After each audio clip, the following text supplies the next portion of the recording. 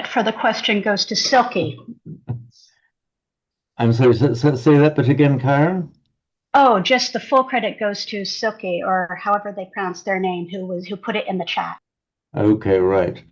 Um, hopefully I'll pick up chats later. I'm not really good at picking them up as we go along.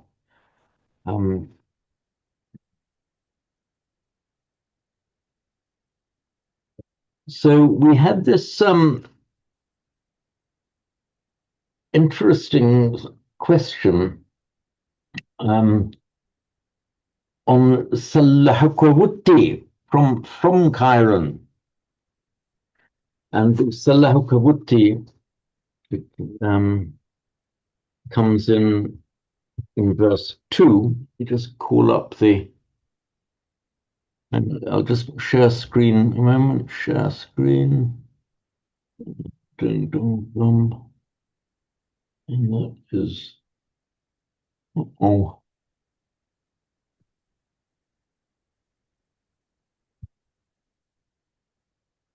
usual rigmarole. Every time when I start the share screen, I have to readjust everything else.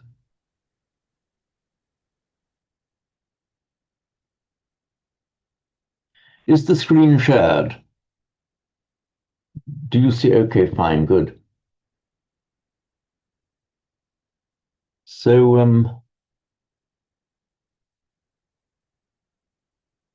yes, Chiron said she didn't know whether to be honored or concerned. I suppose it could be one of these wonderful mixtures of both, where you could dip in and out, and indeed exercise our wise choice as to which to allow to predominate, or approach with upeka, where it doesn't terribly matter what doesn't matter at all, one way or the other, or a combination of all those things in a rapid succession of chittani as we go along.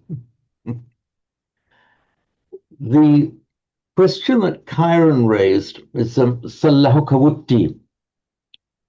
And Chiron says you translated that as something that lives lightly. So sa plus lahu/laghu.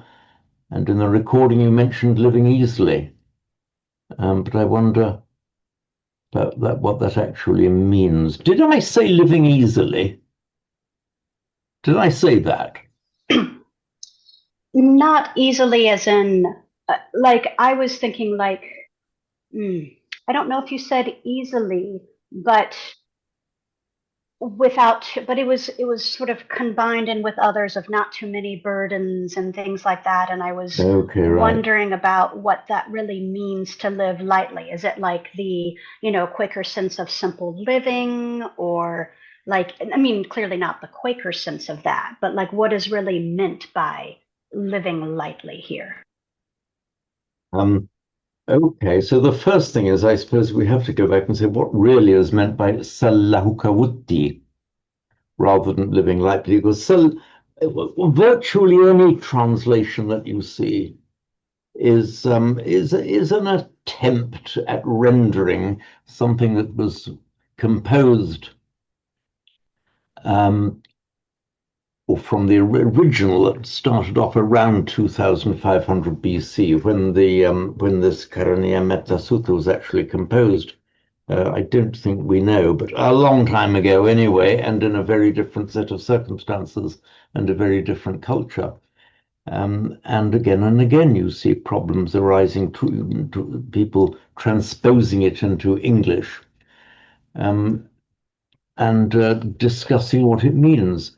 I'm going to give you an example of what can happen when you transpose things into English. Several examples, actually. But getting back to Chiron's question first, if I said living easily, that probably came out in the general word flow that I tend to be over guilty of when I'm explaining what these things mean. In the translation, I wrote lightly living, when I first saw that, I remembered this. I forget where the phrase comes from. Is it something like treading lightly upon the face of the earth? I remember that from somewhere, but I can't remember from where. And I think it has the overall idea of not being, as you live upon the face of the earth, you aren't, clumsy or break things or dangerous or noisy or polluting or dirty or anything that creates a burden not only for your fellow human beings but a burden for the earth and for the environment. Linguistically, it's actually not too difficult to understand. The word, let me just give you iPad. Don't call up iPad. Oops, where's my iPad? There we are.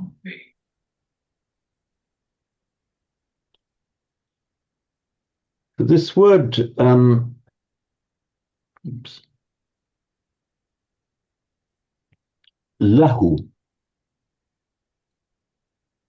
we often find that we have a b or a g, sometimes a th, but most often a b or a g will occasionally turn up as just a h in Pali, for example.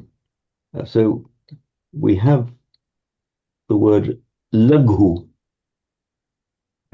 which exists in Pali as well. Sanskrit has laghu, Pali allows lahu or laghu. And it is directly, and it means light, as in light in weight. And it is directly cognate with our modern English word light, which was licht, of course, in an earlier form of the language.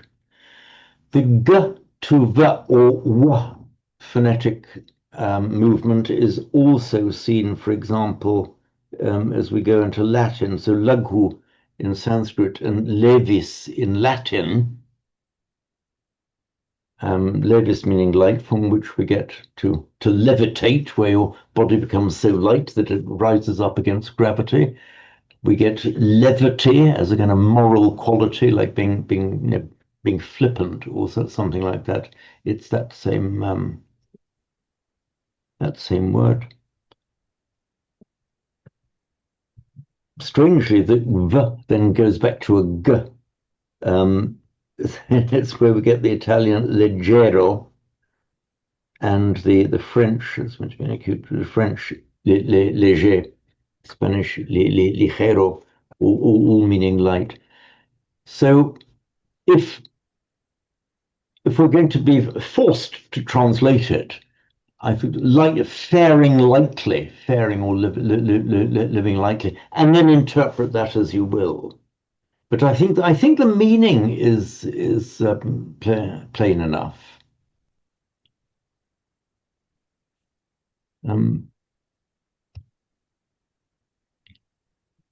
Just go back to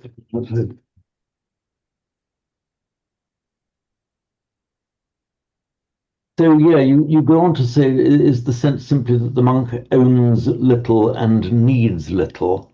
Now, I think this is a matter of interpretation rather than a study of the Pali. I think it means that, as I was saying, that you the way you live your life, you do not cause annoyance or harm or dirt or pollution, or that's my sense of it. But on this particular point, I can't pretend that my view is better than anyone else's.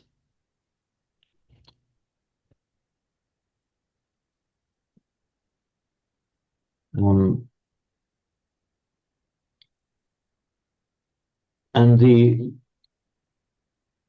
you then went into a very learned, in fact, almost pushing the frontiers of knowledge, because the next word we were looking at, or that Chiron was looking at, was nipako, which generally has the meaning of, so which verse does it appear in? I can't remember. Which verse does nipako appear in? The third. Santintriocha nipakocha. Santindriyocha. Oh yes, sorry, it's verse 2, the second line of the second verse. Ah, yes, I see. There we are. So Santindriyo, I think we've got all that. That's the easy bit. So it would be Shantendriya in Sanskrit of with calmed senses. Nipaka, that I've looked for the etymology of that, and the standard works of reference just do not give any etymology. But there's the idea: could it be from the root patch, meaning to cook or to bake? Like the root patch cognate with our English word bake, and with the Russian pitch, meaning the stove, for example. Baked in, cooked in. I know, well, we do have our English expression. You can talk about something as a half-baked attempt, meaning, just falling short of the standards, half-baked. But this is kind of well baked. The idea of the root pert, where pert means to study or recite. Nice idea, but I cannot think of any case where t has morphed into a k. But since this is actually a very interesting point. You've got the root prep, which I'll mention anyway, because the root prep means to read or specifically to recite, and it makes a verbal noun partha. We're talking about in Sanskrit and Pali, and you sometimes get a t to l mutations of parta. So the word party relating to recitation could be, and is likely to be the origin actually of the word Pali. So it's the language of the recitations. It could be that, and I think that is the more likely explanation of it. So Pali, and in modern Hindi, we get the root par, meaning to read. So parna is to read in modern Hindi. And as always, I will rely on Professor Nirmal to correct my Hindi if I get it wrong. Thank you, Professor. Parna, with the retroflex d become r. Parna means to read. It's the ordinary verb meaning to read in modern Hindi that is derived directly from this Vedic root part, from which we likely get Pali. So Parna and Pali seem to be from the same root, the language in which the recitations are made. So I think that, without being sure at all, the Pak root is, possibly more likely, but it's so uncertain. As often happens, we just, live with the uncertainties that present ourselves to them. Fortunately, the the proportion of words where we really are left in the dark as to what they mean are so small that it doesn't seriously affect our understanding. With the great majority of words that we encounter, we can see their etymology, and we can go back into their meaning. Many of them we can follow through into modern languages. Um, and then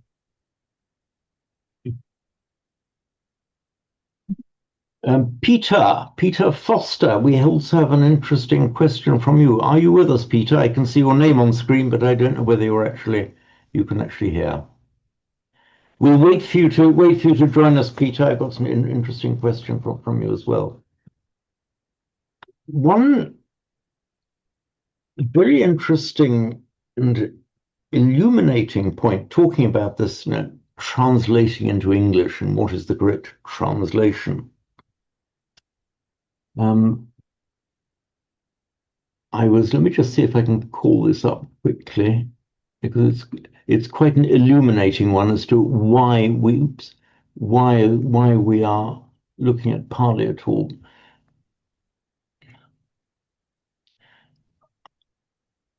I just wrote text up, which I've now accidentally closed off. Okay, here we go. File, open. You're not quite sharing it yet. You're still sharing the doodle portion. Thank you very much. The reason I wasn't sharing it is I was scrambling around looking for a particular document, and be assured that as soon as I have found it, it will come up. Dhammapala, what verse of the chapter 2? James, Yeah. I'd also note Peter has indicated that he is here. He gave a sort of thumbs up. His camera isn't on, but I believe he's here.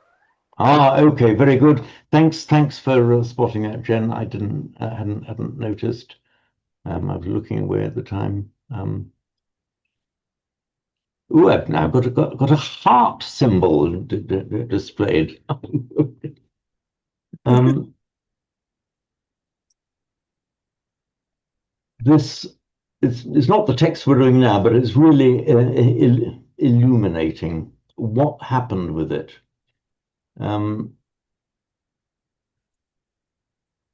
It's in the Dhammapada, chapter 2, the Appamadavaggo, chapter 2, verse 2-5, or verse 25 in the consecutive numbering. I'm almost embarrassed to show this now. I did this particular edition I did years and years ago.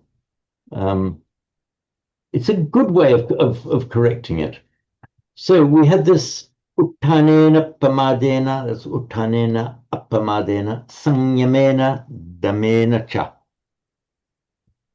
And I was present at a meeting a while ago, 3 years ago now, an online meeting within Samatha, actually, where people were discussing this verse and the meaning of sanyama and dhamma. They were looking at a translation which used these words, which I no longer endorse, by the way. I'm just showing you the dangers of falling into the trap of a translation. Self-restraint and control. In fact, this translation here, I might even have taken from the translation that group was looking at.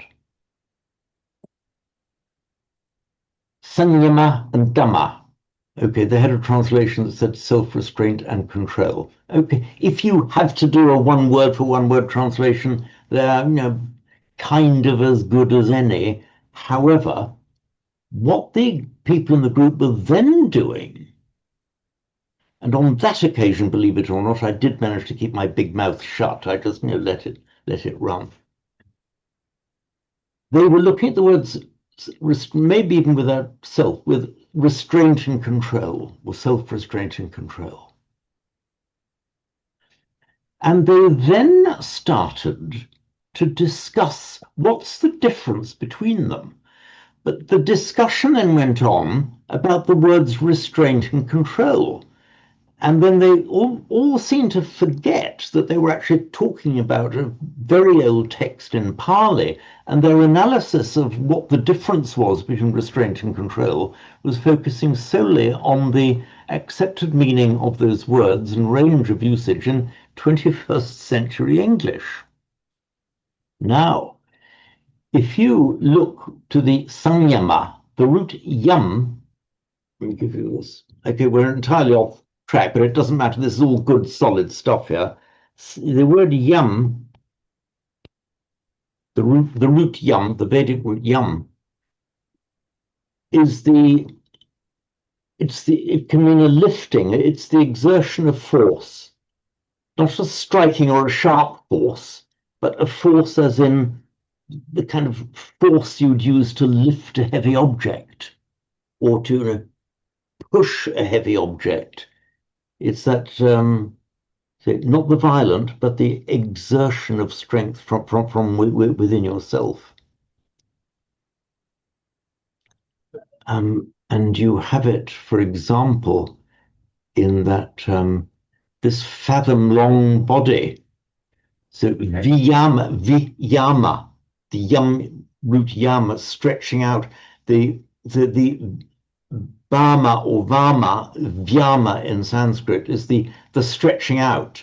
The idea is the fathom, translated sometimes fathom long body. It's the distance between the outstretched fingertips. That's the outstretching. Or you're exerting a force to push your hands as far away from each other as they will go. Sanyama, sun is the gathering in. So the sanyama is kind of exerting a kind of force as if you're holding in, for example, to restrain a violent criminal. To restrain, for example, a sudden burst of anger. That would be a sanyama, as if this burst of energy has arisen in you. And it's the sanyama, the act of holding it in by force. Now look at Dhamma. Dhamma is just from our root dham, meaning to tame. There you go. I'll give it to you now.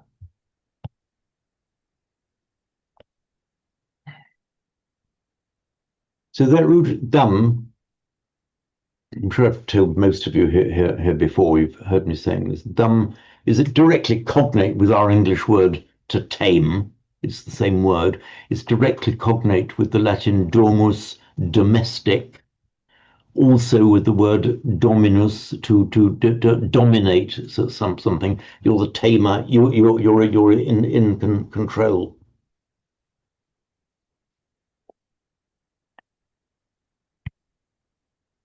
So we're talking here sanyama and dhamma, and you can talk till you're blue in the face about what's the difference in the range of meaning between English words restraint and control, but you're completely, you've lost track of what we're about here. What's the real feeling of sanyama? It's holding in a force that wants to burst out.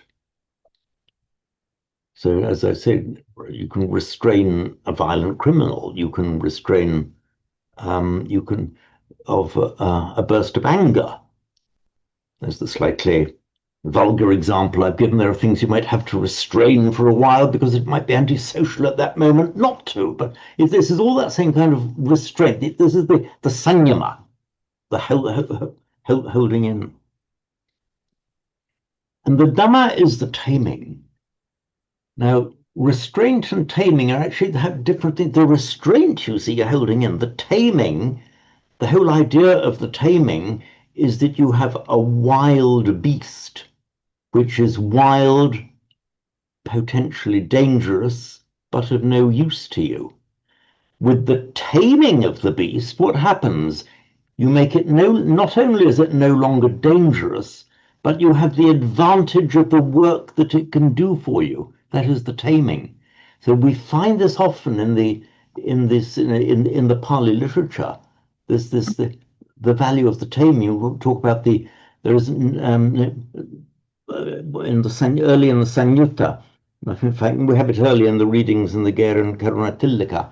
We talk about that.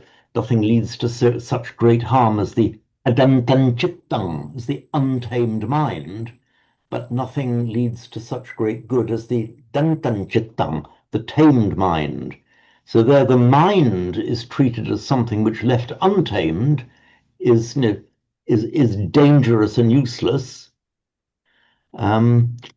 Whereas tamed, you see, the danger is gone, and it is your friend and ally. And it might be as docile and lovely as that beautiful cat now sitting on Jen's shoulder. You see, hello, cat. James. I'll just pause the share for a moment so you can all see Jen's cat up on her shoulder. So yes, Marion. Yeah, when you were describing the word samyama. Sanyama, yes. Samyama. The vision, the image I had in my head was of being on a beach and scooping up the sand and pushing it into a dam, which I found quite interesting. Ah, goodness me. Yes, that's interesting. I like that one because with if you're making a dam with a stream along the beach. Mm. And the fact that the rest of the quotation was about making an island that didn't get flooded. Which the flood does not overwhelm. Yeah. That's the one, And yeah. we talk about damming up our emotions or something. Yes, yeah. Talking about the effort put in to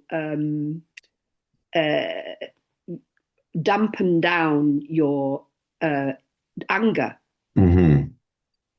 And I'm hearing all these damn words at the same time as we've got the dam. It is kind of maybe an unfortunate coincidence that we have a dam. The dam is in damming the water, which Yeah. in fact is not the same as the root dam, meaning tame. But so a little bit of confusion could arise there. But yes, so when you are blocking the flow of water, you have that energy of the flow of water.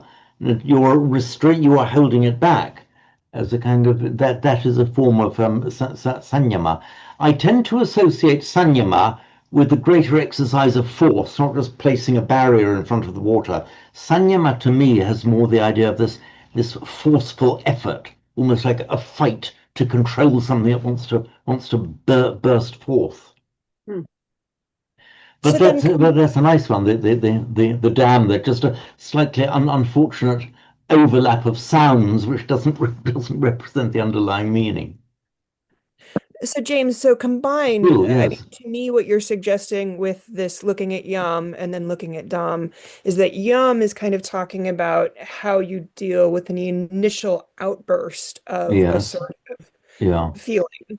And then Dom has to do with how you then kind of take that and convert it into something that is not harmful, right? So it's like stop the explosion and then kind of jujitsu that force into something that's skillful. Is that the sort of thing that you're trying to convey here? Do you know, interesting, the answer is yes. I had been just in my own mind had previously been looking at two different things. The sanyama is applied to one kind of force, and the dhamma is applied to another kind of force. But you're right, you could do because it made the sanyama is possibly part of the operation of training. If you're training a wild beast, there is in the early stages there's a holding back of it. You're getting used to being restrained. So it could be the same thing. For example, you have an outburst of anger, say. The initial thing that, okay, it's there. The first thing you want to do is an act of sanyama on it, the restraint of it, holding it in. But then later on, you might get the wise and skillful approach. There is this wild energy in there. Can we use it skillfully? So you've got the sanyama is the initial force you've got to exert, and the dhamma is the act of taming. And there's one further extension of them that I will mention. So dham, to tame. One of the ways, there are four of them, they're all very common, but one of the ways of making a future passive participle, that means needing to be tamed, requiring to be tamed, requiring to be anything, is by adding ya to the root. So Dhamya, in Sanskrit, Dhamya, in Pali, Dhamma, means requiring to be tamed. Note James, it looks well, like you're writing. nothing, sorry? It looks like you're writing, but I can't see what you're writing on the No, I screen. Are can't you see writing? either. You can't, shall I Right. tell you why? It's because of Jen's cat. Well, sorry, Cat, it's not actually your fault. I paused the sharing so everyone could see, and I've now seen on that your screen sharing is paused. Yes, okay, that does rather explain it. Is it resumed now? Thank you. Thanks for pointing out. yeah. Thank you. So Damya, in Sanskrit, they say Dhamma in Pali. Don't rush away thinking I've accidentally left out an H. Dhamma and Dhamma, of course, two entirely separate words. This is Dhamma, meaning needing to be tamed. Now, in Sanskrit, it means essentially the same as Pali. But Dhamya, as a noun in Sanskrit, a thing or an animal requiring to be tamed, is one of the standard words for an unbroken horse, a wild horse. So the tameable, the needing to be tamed. We don't have a single word for it in English. It's the equivalent of the bronco, the Spanish, the bronco, the untamed horse that is being broken in, the bucking bronco. Now, if we look at, sorry, sorry.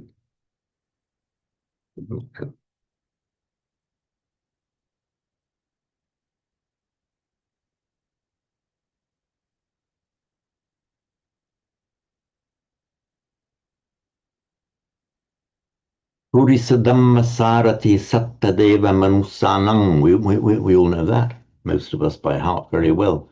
So the Purisadhamma, I've sometimes seen what I think is a little bit of a wishy-washy weak translation of people wanting to be trained or some.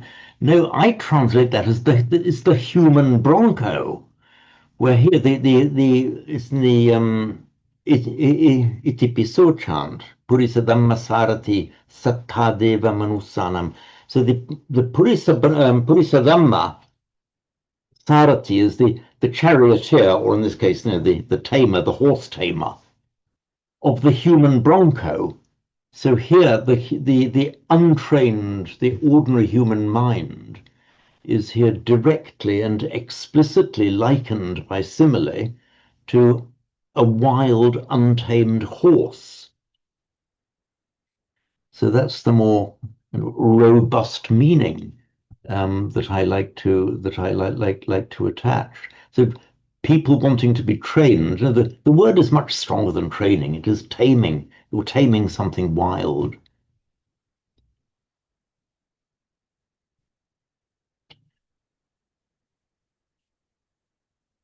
So this little excursion into Sanyama and Dhamma, and how you can just get stuck on a translation and then start discussing entirely the wrong thing, just shows why we're doing this. And the whole object of the exercise that we're doing is to see it from the inside in the Pali. Which actually brings me very strongly onto Peter Foster's question. Are you able to join us, Peter? Are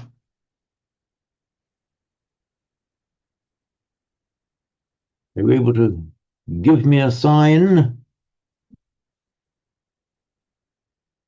Okay, maybe Peter's having a bit of problem with his connection. You able to give me a hand wave or anything, Peter? We don't. By chat, he said he can't.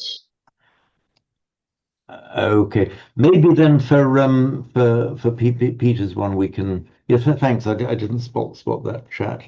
Not that I've actually got very good at spotting chats. So if any of you can be volunteer to be my chat spotter for the session, I'll be very grateful. Thank you. So I'm on it. Peter clarified that he's listening but can't speak. Okay, right. It'll probably be better, Peter, if we wait until you have your connection up, so you can join us as part of the discussion. Anyway, nothing will be lost by waiting until you are able to join us with a good connection. So often happens. We've got to somewhere, and I can't quite remember where we were.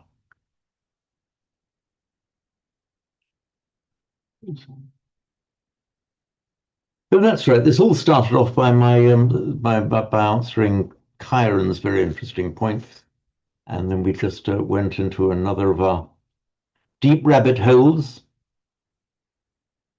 which I enjoy so much anyway.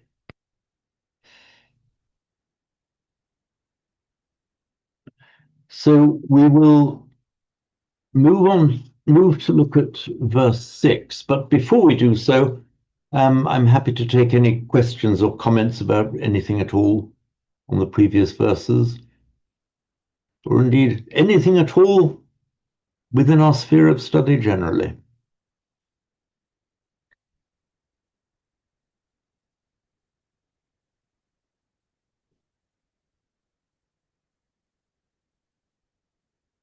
But before we move on, Kyron, you mentioned that you were one of the Sanskritists among us. What degree of exposure have you had to Sanskrit? I earned my PhD in 2016 in Sanskrit literature and the translation of Kalidasa's Meghaduta into Tibetan. So very specifically Sanskrit poetry and poetics. Excellent. Well, that is, as you will have discovered by now, that is, if you have a good knowledge of Sanskrit, you already know something like 90% of what you need to know for Pali. From the outset, maybe not quite from the outset, I thought, well, that's Sanskrit and that's Pali, but the more you get into them, you see that one is they're one linguistic continuum, and you can't separate them. And for example, a foreigner arriving in say in England might be used to hearing refined English. And he finds himself at closing time outside a pub in the Gorbals in Glasgow, and the kind of language he hears there would not actually be recognizable as English. And he would have to be warned. It would be very unwise to tell the people there that he does not recognize what they're saying as English. But you'll probably find that the differences between received pronunciation, normal literary English, and the language that you'd hear in Glasgow, the differences are probably greater between those than between Sanskrit and Pali sometimes. So I treat them as a linguistic continuum.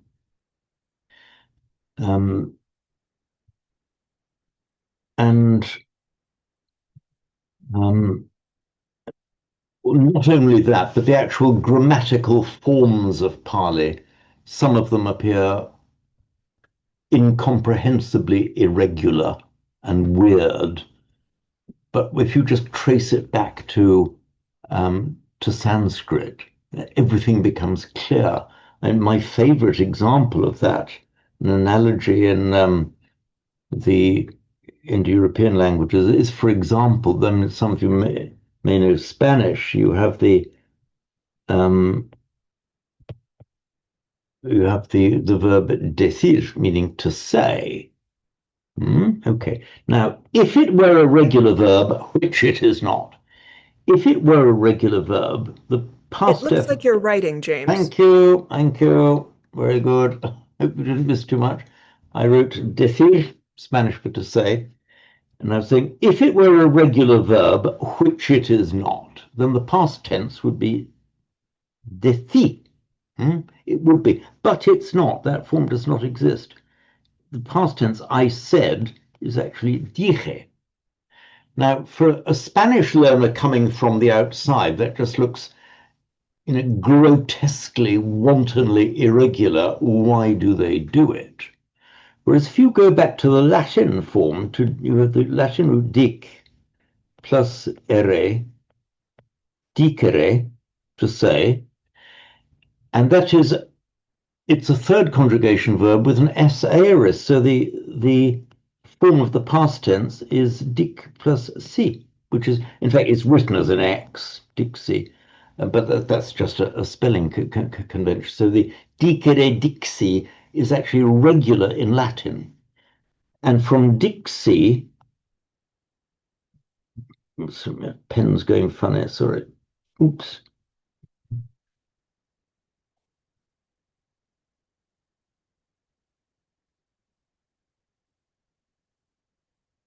From Dixie to Dije in Spanish is a kind of it's still an irregular verb, but it's a comprehensible phonetic mutation from Latin dixi to Spanish dije. So that shows how a knowledge of Latin can help you understand what appears to be a wildly irregular Spanish form. And we're constantly seeing the same kind of thing in Pali, between Sanskrit and Pali.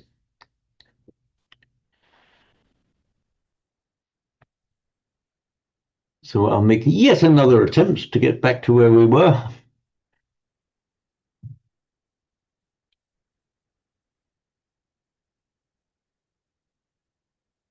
But before we jump into verse 6, do we have any more comments or queries?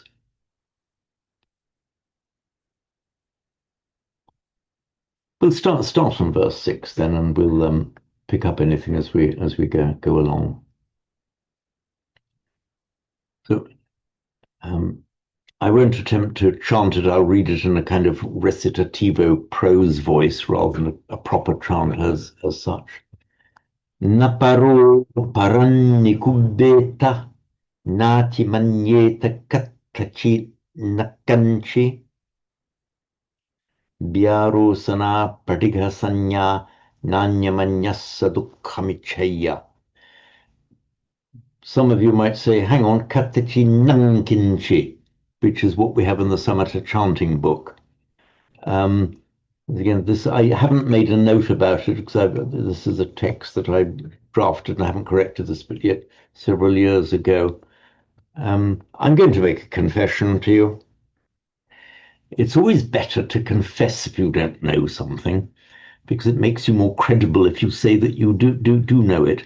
Anyway, this in the Samatha Chanting Book, Katachi Nang Kinchi or Nang Kanchi, I don't quite get why it's Nang and not Na, and I've never got it. I'm just wondering whether it's an error that has crept in and stayed there. And you do occasionally happen, it's not very frequent, that you will find something in the chants that, for example, we might have learnt from a Thai tradition or a combined Thai-Cambodian tradition, which we have, as many of you, from Nai Bunman, sometimes from a Sri Lankan tradition. Within our Sangha, we have chants from several traditions, and you do occasionally get linguistic variants that have crept in, and they're not readily comprehensible if you're looking back at the classical grammar. James, that brings me back to a question someone had in one of the last chanting classes about, adherence to a chanting meter, and how you pointed out that in Pali, if they're going to try and adjust for a metrical thing, they'll lengthen a vowel, such as in ujuja, hujuja. So I'm wondering if, there might be an occasional slipping in and of an extra nasal or something to make something longer rather than, as another sort of thing like that. That certainly does happen. And sorry, Professor Nirmal, I'm conscious that I didn't respond to that very learned disquisition you sent on the metrics, but that actually now ties in with that point that Kiran has raised, but sako ujucha, suhujucha. In regular prose, it would be ujucha, suhujucha, or just sujucha. So the answer is yes. The Pali poets allowed themselves far greater latitude in altering the classical form of the word to suit the meter. The Pali poets are doing it the entire time in a way that the Sanskrit poets did not allow themselves to do. You will know a lot better than I do on this, Kyron. I invite you to come in after this bit. But you will see so many departures from the classical grammar, what would be regarded as regular grammar in Pali, which is allowable to suit the meter, which you just would not see in Sanskrit because you weren't allowed to. If Panini didn't allow it, it's not allowed. So how does that appear from your study of poetics and works like the Meghaduta? I think that's about right. I mean, I Mm-hmm. think what I've observed with Sanskrit poets is that they won't make any adjustments to the grammar or to words themselves, but because there's such a rich vocabulary, Mm. within Sanskrit, you could have like 30 different words that mean the Yes, same yes, thing yeah, as yes. nouns, that Mm. you just pick the word that helps fix the meter. Mm. And as you were sort of pointing out, Sanskrit has a lot more flexibility in word order. Of So, course, yeah, yeah. pare and param and whatnot, you would just put wherever it fits in the meter, Mm. whereas you see a little bit more rigidity in the Pali. So I think it's just a different approach to it. You find with Sanskrit, you take the meter and you find ways to fit within the meter with creativity and word order and different vocabulary words.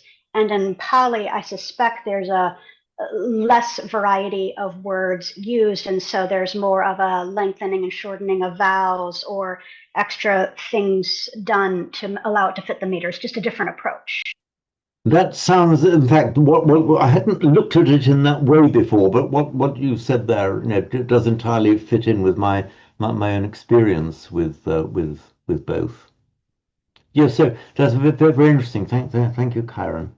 So um, this Nakanchi is, I th if I were being asked now to choose a form of that wording that looked correct according to notions of Pali grammar, that is what I would choose. This may be a particular Thai way of doing it that crept in that might be unjustified. And for example, there's that chant that quite popular within our Sangha, Imasamin Raja Semana. I've tried to examine that. I was beating my brains over it to try and understand the grammar of it. I then enlisted the help of Valerie Roebuck, who will be well known to many of you, and I was so relieved that she equally remained baffled by some of the formations and grammar within that very short chant, that it just does not make sense in Pali, and it looks as if it's almost a highly Siam or Thaiified form. It seems to have been composed in Thailand by people who were taking even more liberties with the Pali than the Pali poets would be allowed. For example, at the very Rakantu, may they protect, fine, good enough. But Surakantu, may they protect well, that prefix su you will put in front of an adjective or a noun, but Sanskrit and regular Pali will not allow you to put in front of a verb. So surakantu, you would not find in classical Pali, and you would not find in Sanskrit. One James, an doesn't. interesting note on that chant. One of my students found online a version that includes the Bodhipada chant, but it's a longer Thai chant. So it has literal Thai pieces of chanting with little pieces of that chant within it. And if you look at the overall translation of the Thai and the Pali together, it ends up making sense as a larger protective chant. Oh, But it's like there's pieces of Pali, little phrases of it stuck in. And when you just pull out the Pali, it makes like very little sense. But in the context of the Thai and the Pali, it starts to make sense. I can send that to you if you like. that would be very helpful indeed, and it relieves me to hear it because there are several things we haven't. Um, It particularly is more modern. By more modern, I mean considerably after the time of the Buddha and the early Pali writers. Um, that these, for example, these protective chants, the parittas, which will be almost like the equivalent of dog Latin, a highly Frenchified or Italianized Latin, which the classicists will say, hang on, that's not real Latin. Well, okay, it's not, but it was language, it was Latin as it came to be, was gradually corrupted, if I can use that word, by its contact with the surrounding language. One doesn't, James, uh, Deborah here. oh, it's Deborah, sorry. Did I not hear one of the monks that visited the Samatha Centre say that the Surakantu, that particular blessing, was actually something that was being chanted in the style that children might chant it? And he was quite enchanted by that idea. So that would make sense with what Kyron's saying. Maybe truncated for use as a children's verse as opposed to, from something bigger, maybe. Actually, yeah, I don't think I was there to hear that, but that really does make sense. And if you just hear the Imasamin just say mana, it's more of a children's ditty tune. It doesn't quite sound like a monastic tune. Yeah. So thanks, Deborah. Yeah, that certainly does make sense. Which monk was that? Can you remember? I don't remember, I'm sorry to say. Okay, right. Can't just think of the name. Began with a K though. Somebody who came very recently, anyway. I'm sorry, say again? Someone who came very recently. It might come to mind. I'll let you know. There was Arjun Karoniko came recently, but yes, it may have been him. And he's a regular Mancunian, though, so he's not friend. Yes. So, having said that about these Thai interpolations, I found that I have had to resist the temptation. It's too easy a cop-out for anything I don't understand. Oh, that's a Thai variation, obviously. You need to be kind of fairly certain in your own mind that it really is before you allow yourself the release and relief of saying, okay, well, that's just a Thai variant of it. But on this one, I don't actually know. All I can say is that I do not yet understand why it is. Actually, next time I see Valerie, I'll try Valerie on that one. She might help. So naparo parang nikubeta. There are two words, maybe more than two, but the two regular words for other. One is anya, and the other is para. They're both used. Anya, I think, is probably more common. They're both used more or less indiscriminately, more or less. Para has a far greater range of meaning because from para we also get pare beyond the parama, the furthest out. So para has a much wider range of meanings. It is incidentally also cognate with our English word far, so far, other, far out, makes the word para, that which is far, which is often translated as the far shore. So prajna param ita, the wisdom gone to the far shore. Again, there's a dispute. Is the paramita there an alternative abstract noun from parami, a perfection? But interestingly enough, the Tibetans translate prajna paramita unambiguously as gone to the far shore. So that it's certainly a valid interpretation and one that's been accepted in Tibet. So here, when you say in English, we say one another or each other. In Sanskrit and Pali, you say other. So if you put other together, that means one another. And so na paro parang nikubeta. So paro nominative, parang accusative. Not other, that means one another, or let not one person do it to another. Naparo parang nikubeta.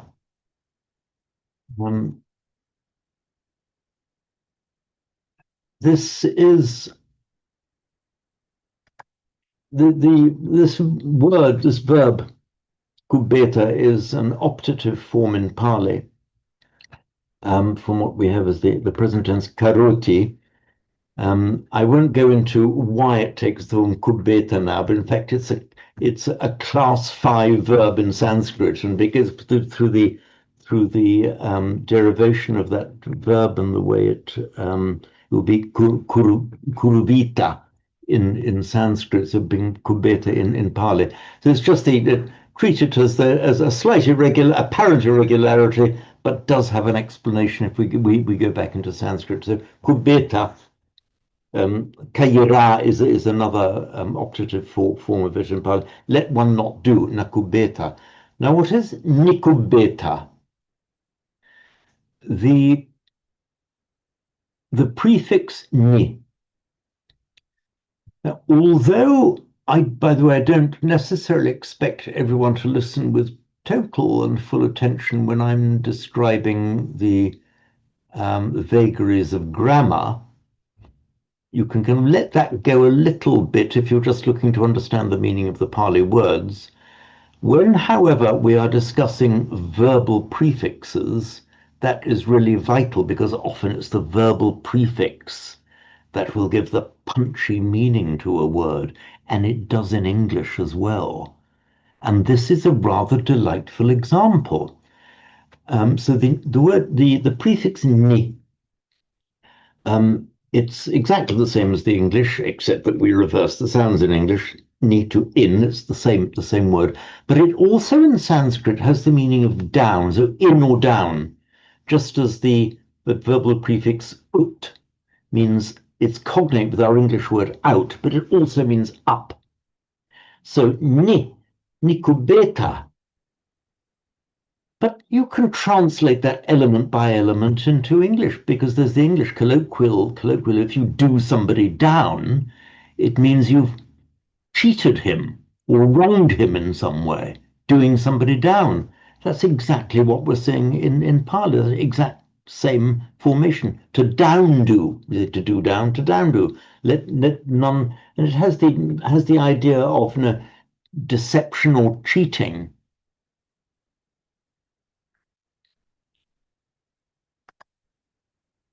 So it's just entertaining that same doing down, exactly the same connotation in Pali as it does in modern English. It doesn't always work like that, but that does here. So let none cheat or do down another. This is part of kind of just moral dealing with people, treating people properly. Nati manyeta kattachi nakanchi.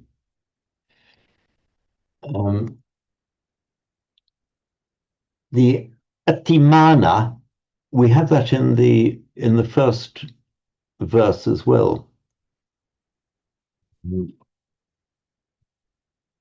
In fact, the last word in the first verse is atimani, which has been translated as this actually comes back to Peter Foster's one, which we'll deal with when Peter is fully with us and can make the outgoing connection as well. So the atimani means, it's the idea of pride, overbearing pride. I may have told this group before, I can't quite remember, but we have the root man, basically meaning the root meaning is think or anything, a mental activity. But the interesting point there is it's from that root that we get Sanskrit manas, which usually turns up in Pali as manu. And it's no accident that it's the same as the Latin for mind, which is mens, from which we get mental, anything to do with the mens.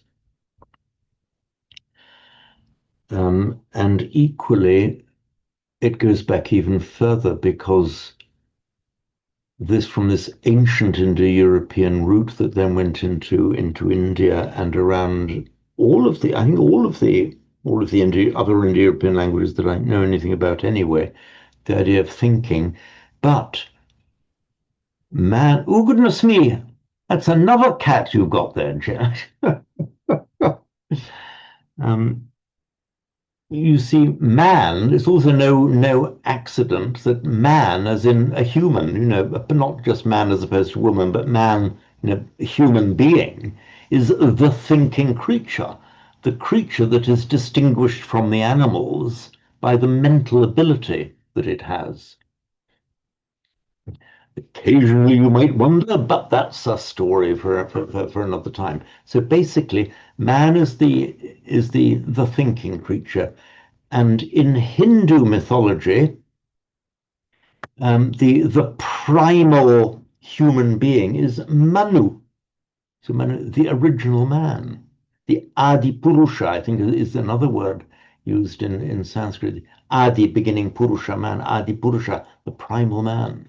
Manu was the name given.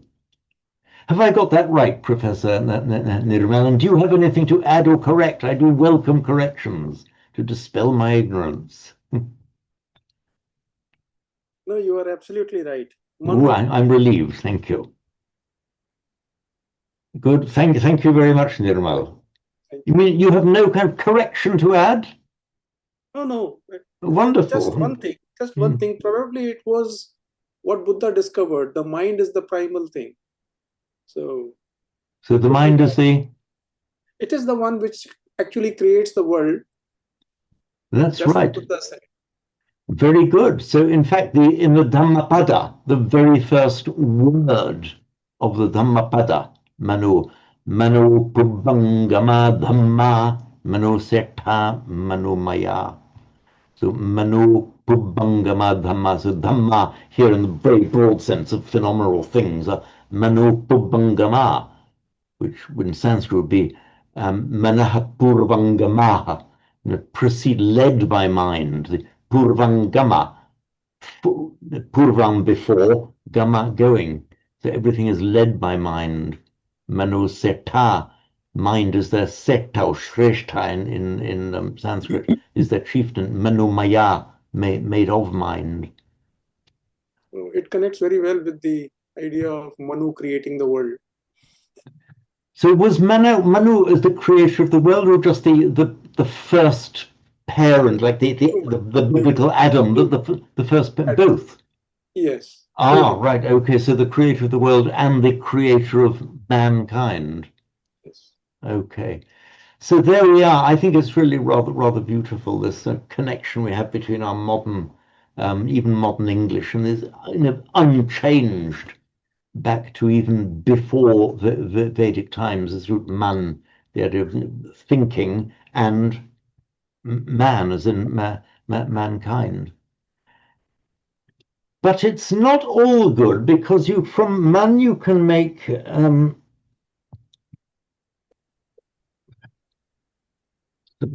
oops. Sorry, but how can I get rid of this? How can I cancel? There we are. So I think I'm having problems with my pencil.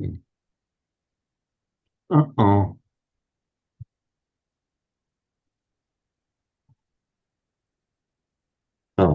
different sheet.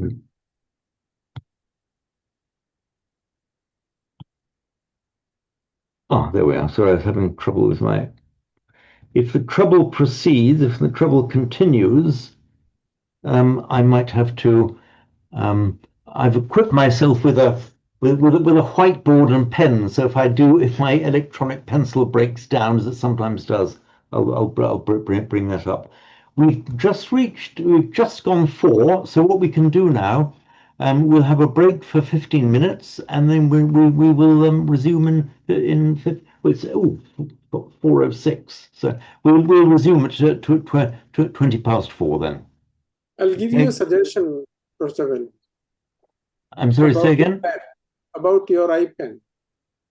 The iPad? I looked at it because I was also having the same trouble with my iPad. And the suggestion was to restart your iPad, and it will work well. Thank you very much, Professor. I'm going to implement your wise advice over the break, so hopefully it'll be functioning perfectly. Thank you very much for that. Okay.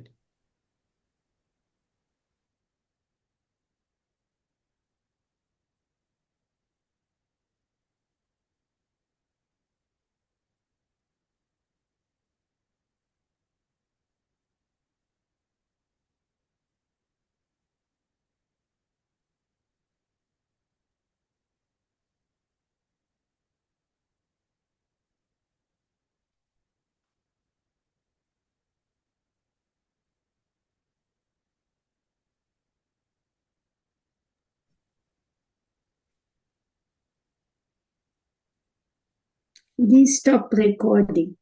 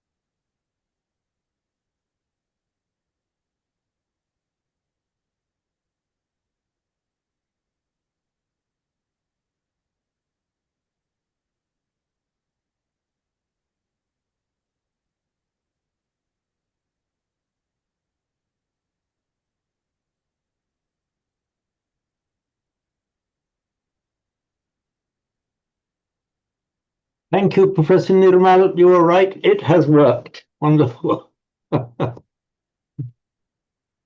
Oops.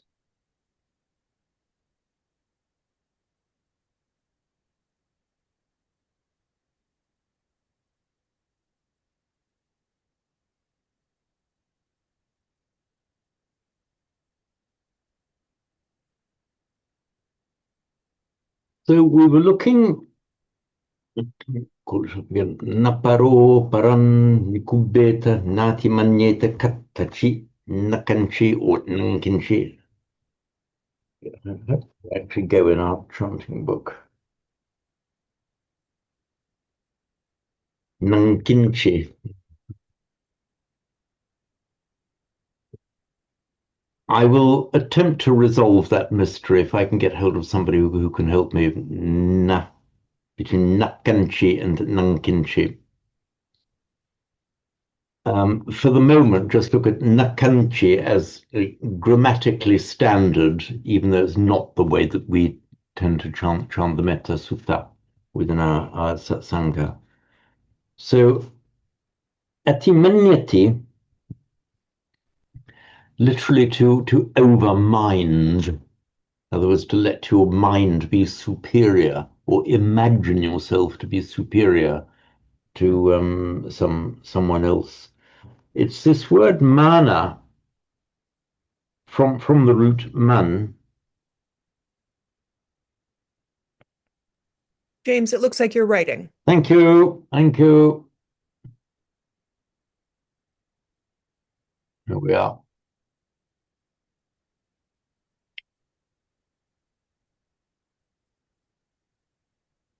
So the original meaning of the word mana, the original one is just thinking. If you go back into the primitive times, and then by extension, it came to mean the idea that you have about yourself.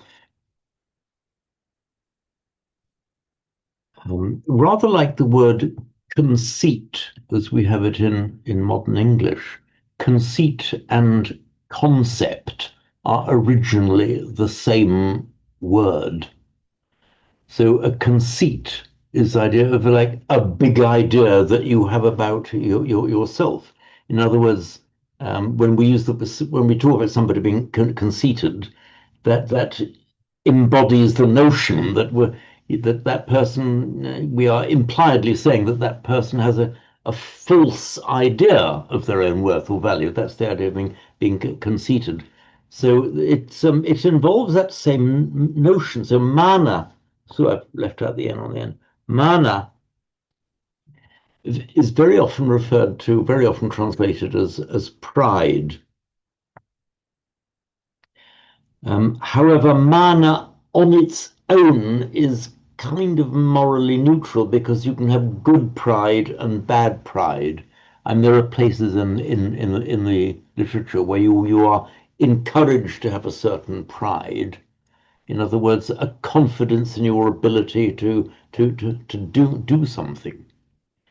But where it becomes problematic, if it's the atimana, that is the conceit, you have an inflated and overinflated view of yourself, particularly with regard in comparing your own value with someone else. And that's why you got atimani. The prefix ati, by the way, the original physical meaning was just over, as in stepping over an obstacle or something like that.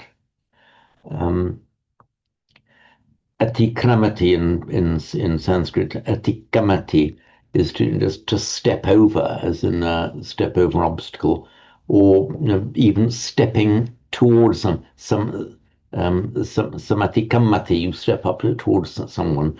But just as in English, where this word over can have its physical meaning, as in stepping over an obstacle, it also has the meaning of excessively something. You can be overconfident, over proud, over fearful. I mean, it's a way of, as it were, it's an intensifier, but with the sense that overdone, too much, wrong. So yeah, you can find to have mana of the correct kind, but atimana, you're kind of overdoing your sense of self-worth, as it were. And it can be used as a noun, atimana. It can be used as an adjective, as we have in the first verse, atimani, negated. The monk should be, the seeker should be anatimani. And here we have it used as a verb, not to overmind somebody. In other words, to act in a conceited way. How we should do it, it's translated here as despising. Or despising, or actually looking down on somebody captures that flavor also, because the original meaning of ati is physically over. If you're looking down on somebody, so if you are regarding yourself as in a mentally superior place, that you look down on people, so that it embraces that idea. This is another point where people go, what's the best translation? As they stop, feel from within the Pali itself, just feel the word. Katta, katta is just means where. If you add the suffix chi to something, to an interrogative, it gives an indefinite meaning. So katta where, kattachi, also means how. So kattachi in any way, whatever. And for example, the word king, written ki subdotted m, which is kim in Sanskrit, just is the interrogative word meaning what. But put the chi, which in Sanskrit is chit at the end of it. In Pali it becomes kinchi. That means anything, either nothing or anything, whether it's depending whether it's negated.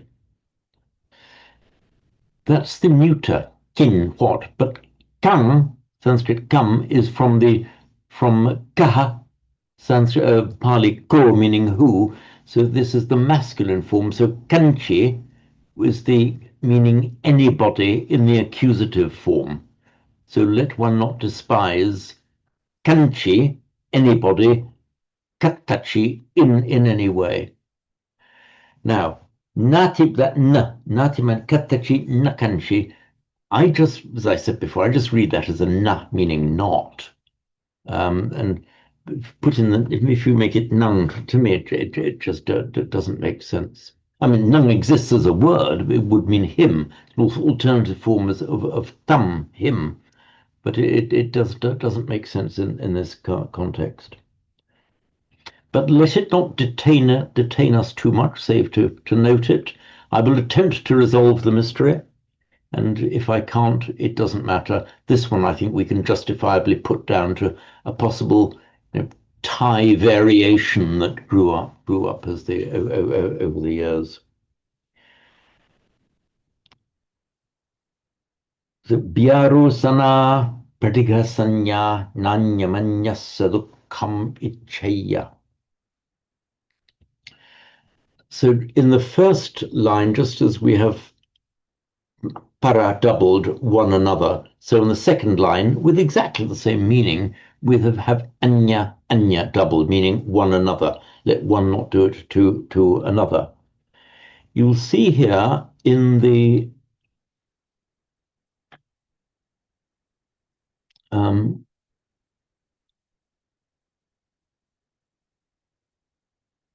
that M there, do not be deceived into thinking it is an accusative ending. It normally would be, but here it's just the euphonic insertion of the M. In fact, I'm going to put a hyphen there.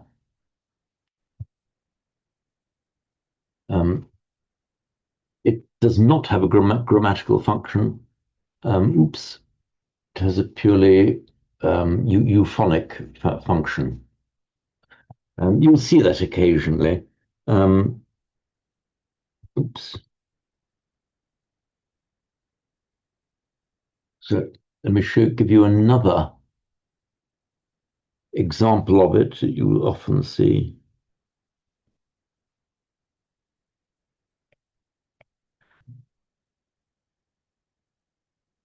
My pen is slightly playing up again. It might be okay.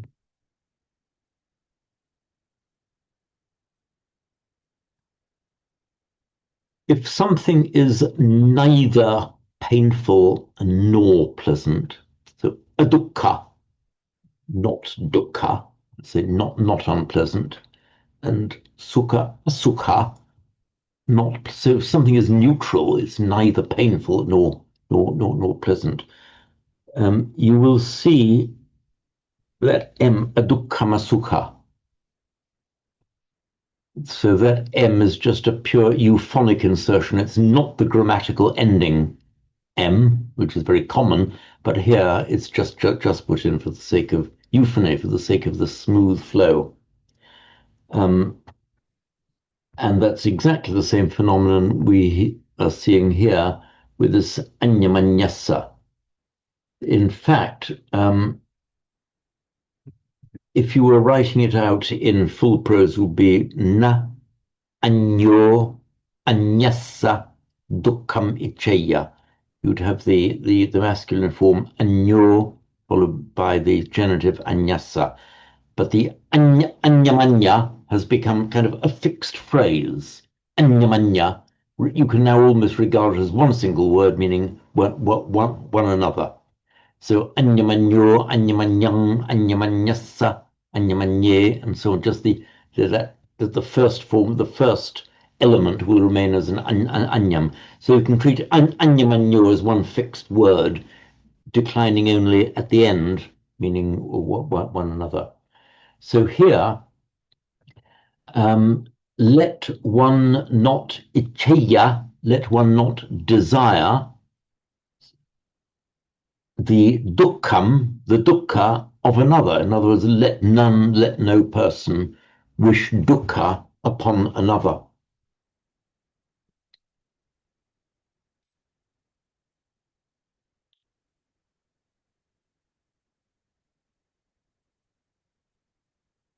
And these words here, vyarosana pratighasanya. Vyarosana, vyarosana in Sanskrit.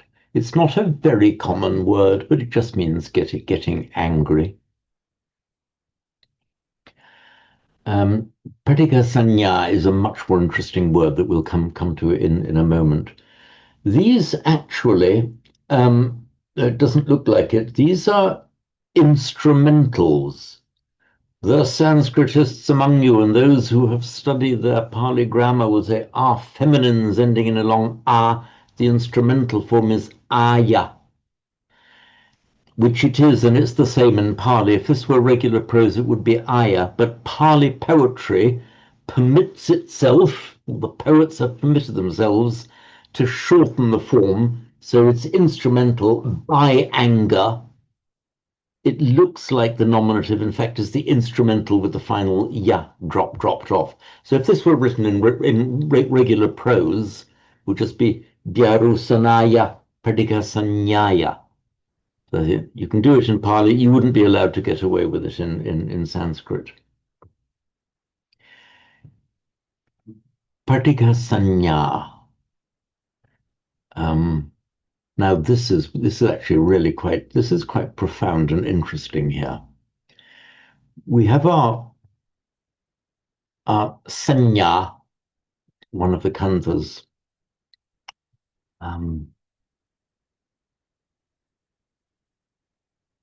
It's from, let me call up iPad again. I'll write it in Sanskrit and then in Pali.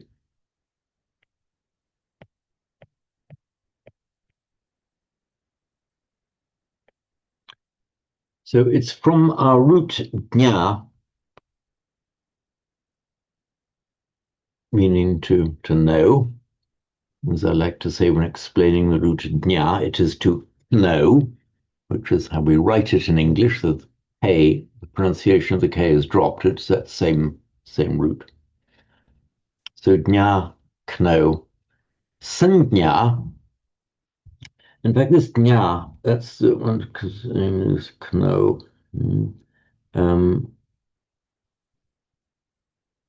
It's the same root as, for example, from the Greek gnosis, meaning knowledge. You're agnostic. You don't know. This is the gnosis. And we have the Latin gnoscere. The scere is the verbal ending, that same gno, meaning to know. So gna, gno, gnosis, know. It's all the same word. So when we have there's some prefix some, by the way, turns up in Latin. And so one of the most important things you can remember, it turns up in Latin as con, in Greek as sun, as in synthesis, synecdoche, all the words beginning with a sun in Greek. In Latin, it turns up with a K sound, a con, but some and con are etymologically the same word. It means anything gathering together with. So sanjñā and the Latin word cognition, cognoscere, are in fact etymologically the same word.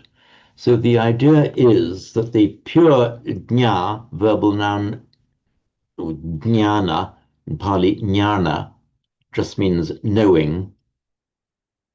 As in just you know if you feel heat, you know if you, just a very basic form of knowing. But the sanjñā is the cognition, it's the mental recognition. Look at our English word, recognition. You're cognizing something again. Say, I know what that is. You kind of labeled it in your mind. You recognize something. You remember you've previously gone through the mental exercise of knowing what it is, the recognition. And so it's got a variety of meaning in the vocabulary and philosophy and psychology of Buddhism, generally relating to, and I'll certainly be corrected by others here, generally relating to knowing what something is, identifying it, not just having a sensation, but identifying the sensation. What is it? That's the sanjñā. Often translated as a perception of something. So again, to understand exactly what these words mean, we have to plunge into the Abhidhamma and just see the range of the ways in which the word is used. Now, pratigha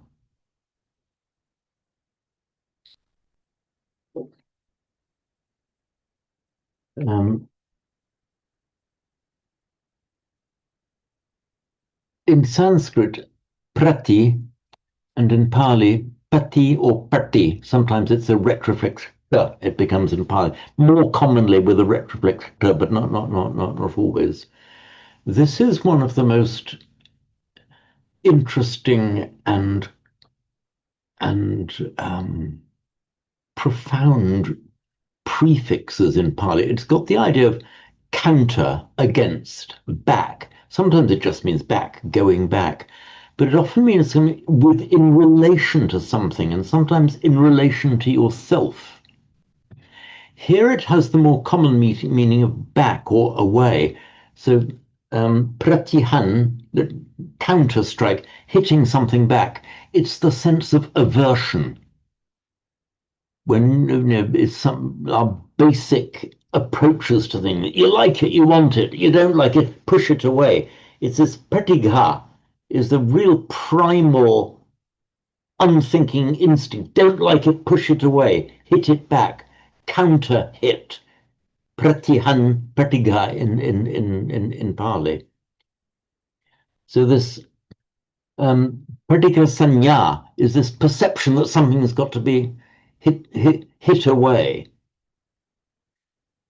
And what we are doing in our practice, we can put that space between us and this kind of primitive, get out of my sight, bash it away, to the seeing and the acceptance of it. But it's this pratigha,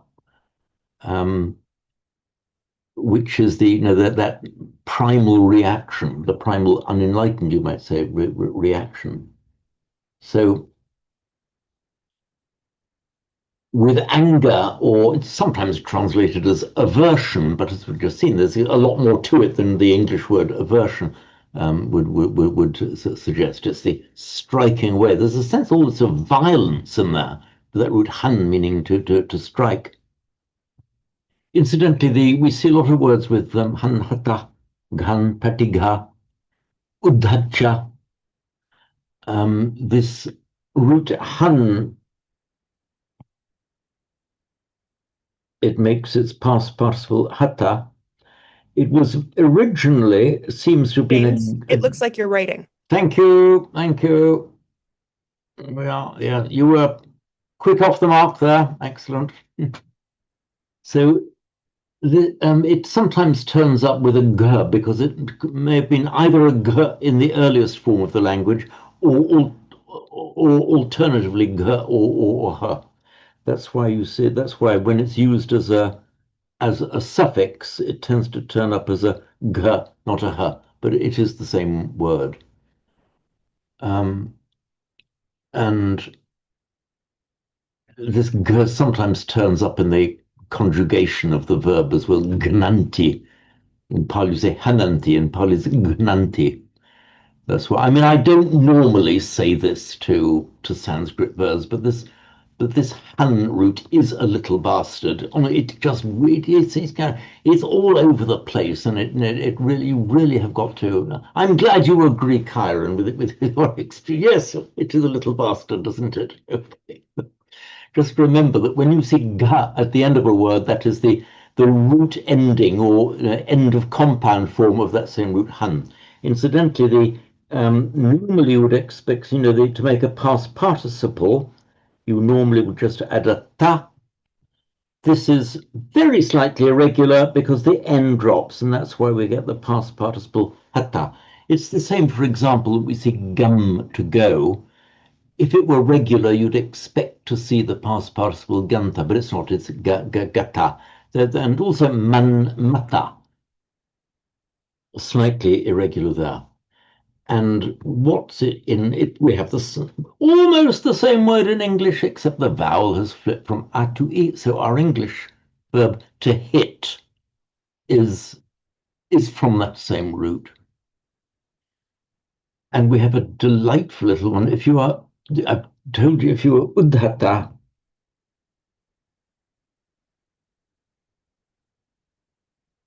which by Sanskrit phonetics becomes udhata, literally ut, up, hata, hit. Now we have, it's the one that's known as restlessness and flurry, if you udhata, and it makes its abstract form in Pali, it's the same udhata, but in Sanskrit, it's sorry, odhatya, it's just the abstract noun form. In Pali, so in Pali, the udhacha, the original form is slightly lost in its transmutation into Pali. But if you go back to udhata, which by regular Sandhi and Sanskrit, udhata, what do we say in colloquial English? You're het up.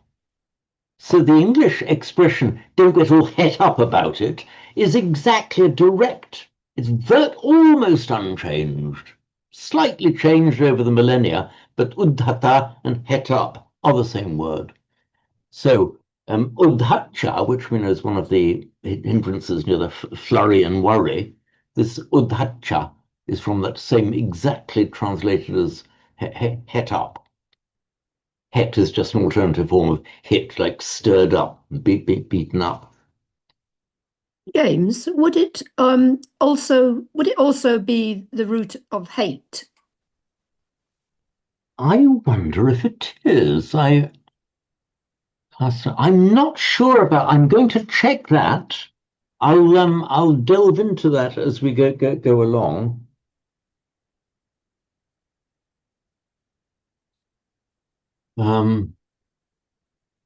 I will check that, Marion, and get. It would be lovely if it is. Mm. But it's often happened that people have said, "Well, is it connected with such and such?" And I delve into it and I discover the answer is no. But in the course of the search, you often turn up little gems, even more exciting than the one you thought you were looking for. So I will check that one, Marion, and Thank you. get back to you next time.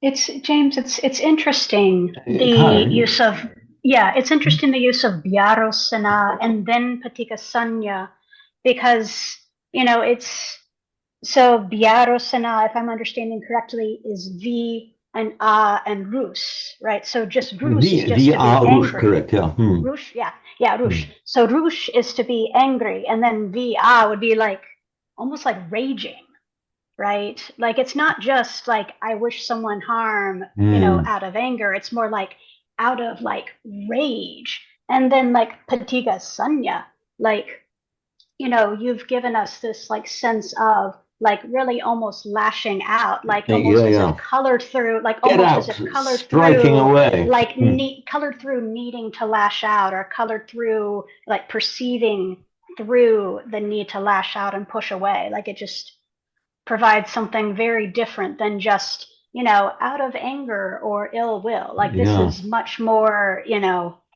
visceral.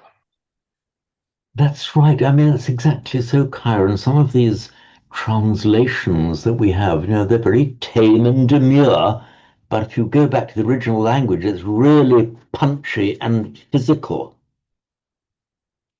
And a lot of the imagery that we have in Sanskrit and Pali is really hard, physical.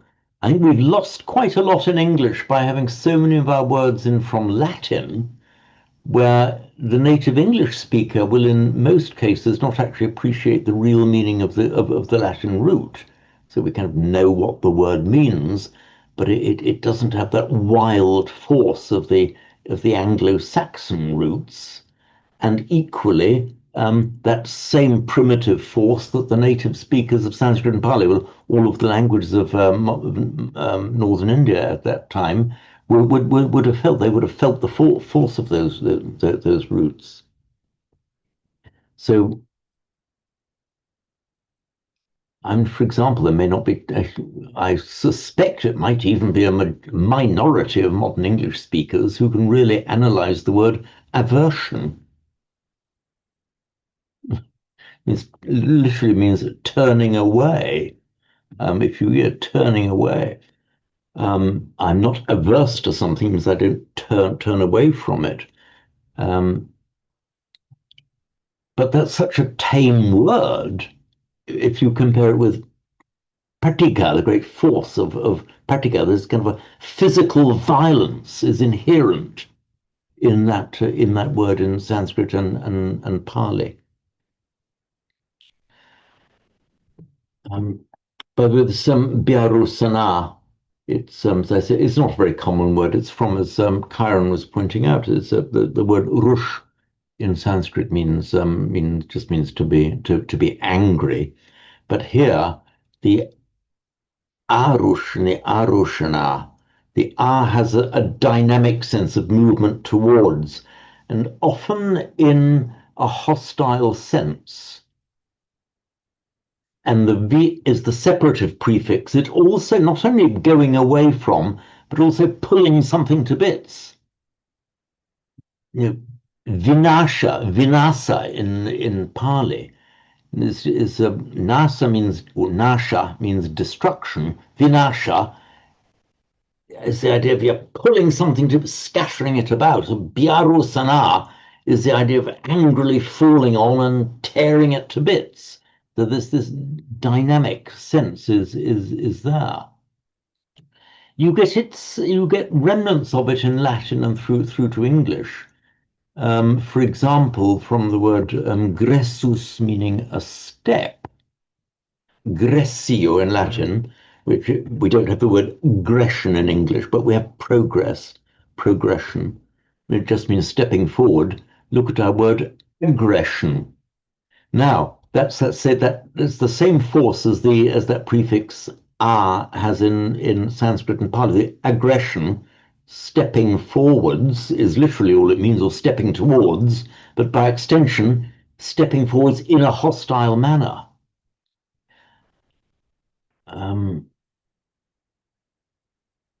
There are several others that don't come to my mind at the moment, but the word aggression is a good example of how that prefix puts a sense of hostility or dynamic movement into the root verb.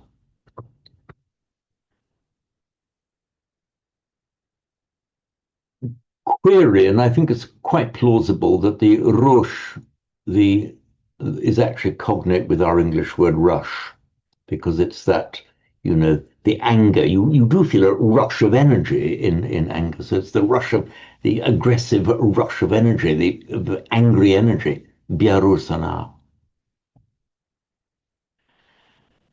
Icheya, we looked at that verb last time round. It's the root ish, slightly irregular because it makes its present tense with not the sh but with the ch. So ichati just means to wish. Exactly the same as the English verb, except we put a W in front of it. So wish. So ichati, wish, is the same. Let none wish the dukkha of another. So Vyarosana Padika Sanya, which in prose would be Vyarosanaya Padika Sanyaya, through a rush of anger or through the sense of hitting away. Instrumental meaning by that reason. If you are in that sense, in that mood, in that frame of mind, Nanyamanyasa Dukkamiche, even then, let none icheya, let one not wish, na icheya, let one not wish the dukkham, the dukkha, the sorrow, harm, or hurt, anyasa, of another.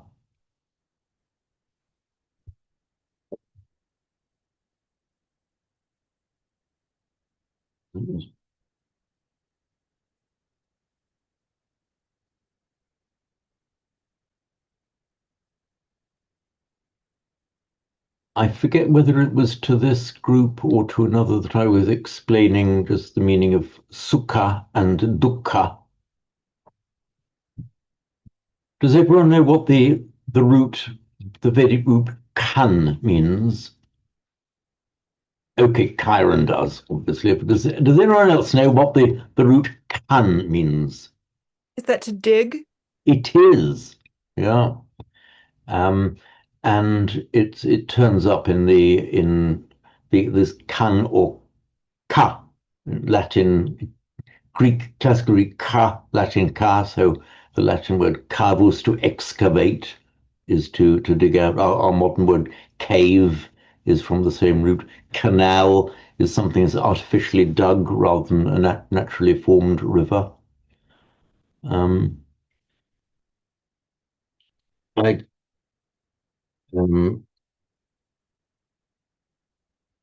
oops, and we have it in Greek. So he wrote in Greek is the k sound. That's in modern Greek, this like a long X. In modern Greek, it's pronounced as a ch sound. In classical Greek, it was pronounced as an aspirated k. It has that same meaning, something empty or hollow. Ka. And what's the most common way of forming a noun in Greek? You add os to the root. And we have it in English. Do you see it there? The word chaos. In Greek, chaos, the chaos, It's that same root ka, meaning emptiness or space or hollow. The chaos was something that was empty, not yet formed. It didn't have a structure, an orderly structure in it. It was the chaos. And in the opening words of Genesis, the tohu wavuhu in Hebrew, empty and unformed, the idea was chaotic and empty, because the structure of creation had not yet been placed in it.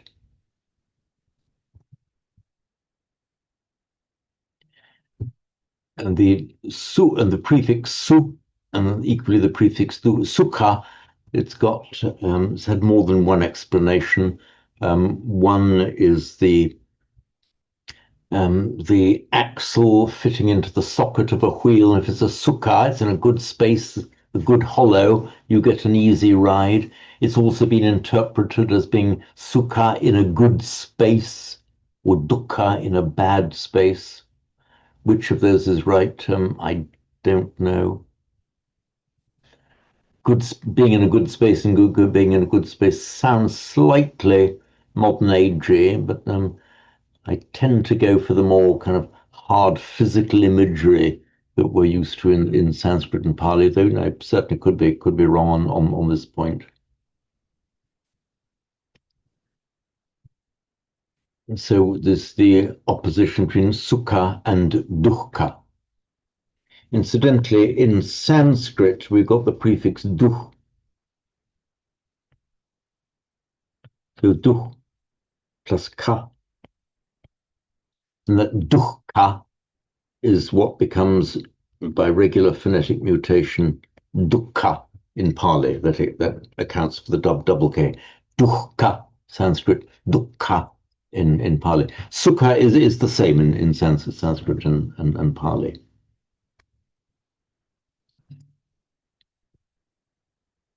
Oh, sorry, I called up the wrong thing. Oh, here we are.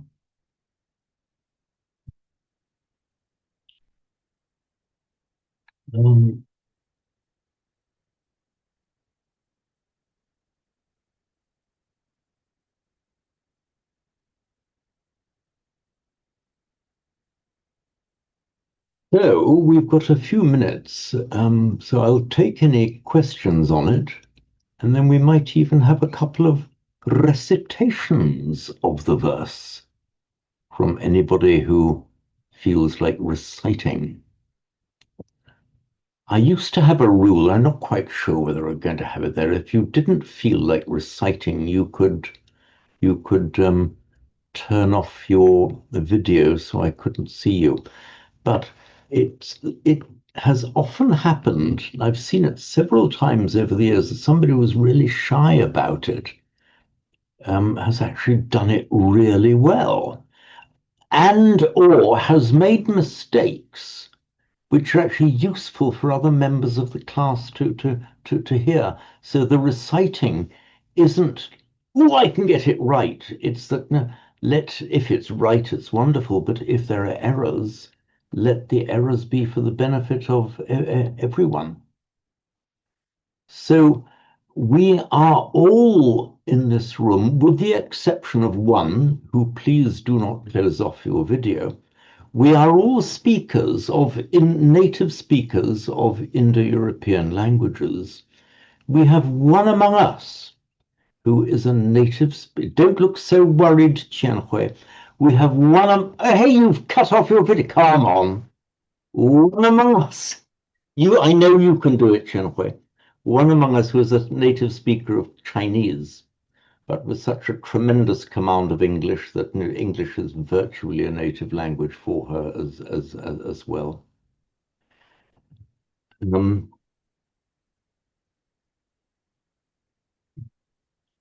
Before we call upon Qianhui to read,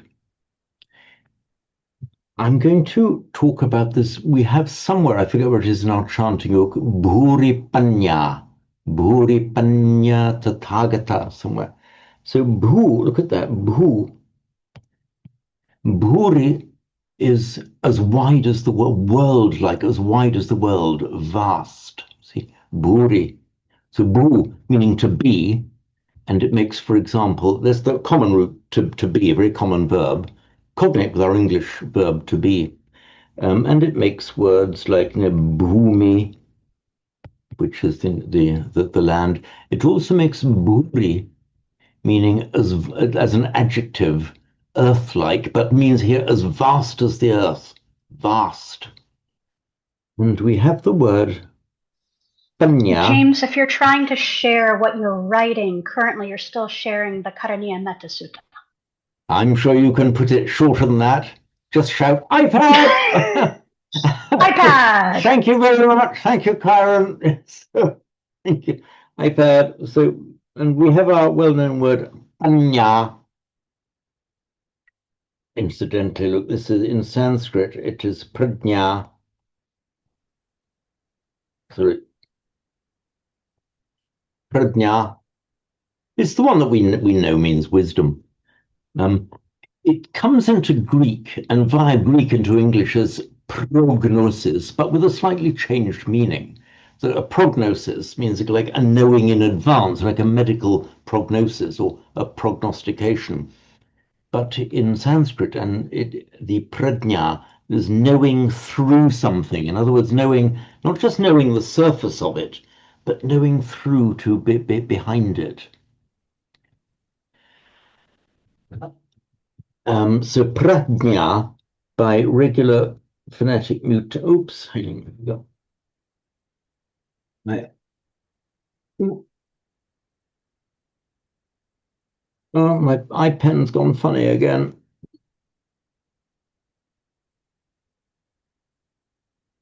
Let's see if it works now.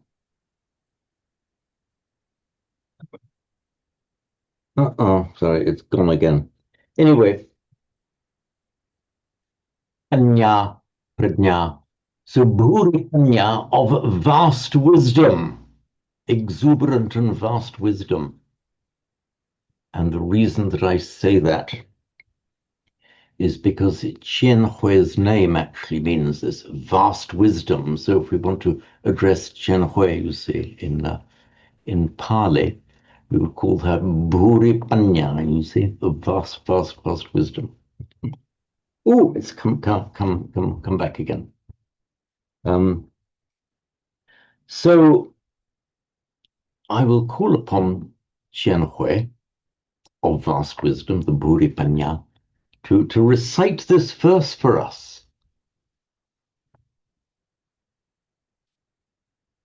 So all yours, Chien Hui. Shall I just read it through slowly once first? Okay. Naparo parannikubeta nati manyeta kattachi nakanchi biaro sana patiga sanya nanyamanyassa dukkamichaya. Okay, Shinwei. If you can manage Chinese, you can manage that.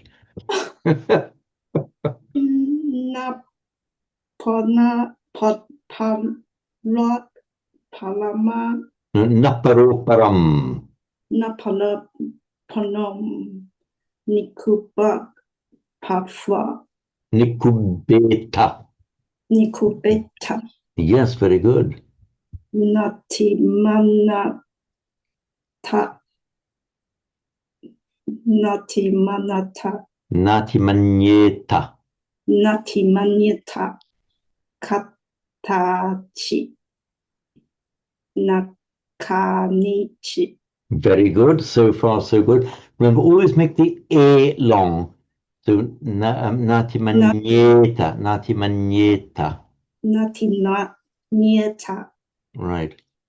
Now, and also you did that, you correctly got the aspirated T, the ta sound, which you actually have in Chinese as well. You have the strongly aspirated as in tai. So you got that right. That helps you.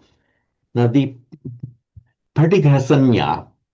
Patipanasanya. So now Byarosana Patighasanya. It's almost unfair to do this to you because Patighasanya is very awkward to get that right, but you try it anyway. Padasana Pativana Sanya. Patighasanya, yes. Yeah. Anama, Nanyam anyasa. Vanamnya, Anasa, Dukkha, Kama, There's dukkam ichaya. Dukkha, Ichinya. That's very good. Now, this g sound, to make a, you can make a k. It's okay. You can relax now, Chen Hui.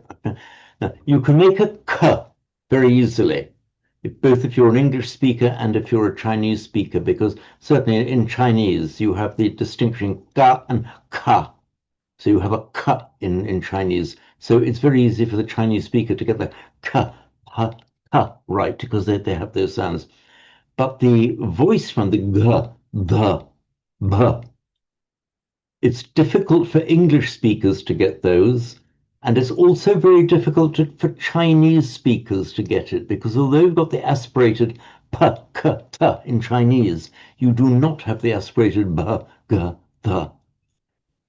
So you made a very good attempt at it, Qianhui, even though it's actually a notoriously difficult sound for a Chinese speaker, and even quite difficult for English speakers. It's one of the last things that the English speakers get right. We can very easily say ta, pa, pa. We do it in English. You've got to slightly exaggerate the puff of breath, but we can do it. But to do the voiced ones, the, ga, ba, we don't have it in English. And in fact, in case it's any comfort and solace to you, the Thais find it impossible to do it. The Thais can't say Buddha, Dhamma. They say Dhamma, Buddha. They find it very difficult to make that voiced aspirate. So don't fret much if you can't do it. The vital thing is that you've got to be able to recognize the difference. In fact, earlier on we were looking at the word Dhamma, to be tamed, requiring to be tamed. That's in the Sanskrit Dhamya, which it's just a completely different word from Dhamma, which is the Sanskrit Dharma.